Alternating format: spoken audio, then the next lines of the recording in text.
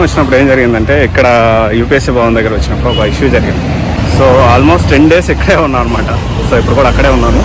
So every day morning వచ్చేసేసి దానికి సంబంధించి అంటే అందరూ ఇంటర్వ్యూ క్యాండిడేట్స్ అందరూ రావడం every morning.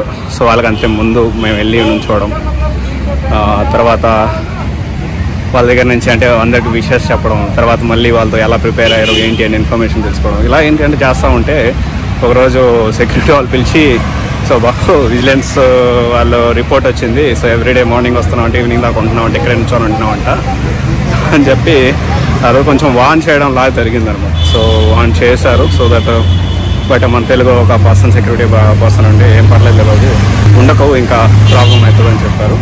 That was one of the experience అని చెప్పచ్చు. గుడ్డా బ్యాడా అనేది పక్కన పెడితే సో బాగా భయపెట్టేశారు అప్పుడైతే.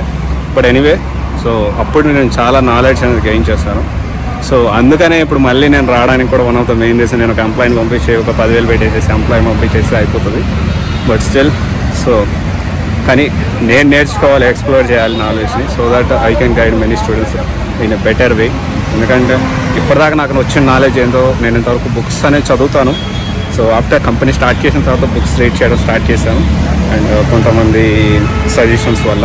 బట్ ప్రీవియస్గా నేను చేసిన నాలెడ్జ్ మొత్తం కూడాను so through meeting new people and exploring new places, so that I got so much knowledge on that.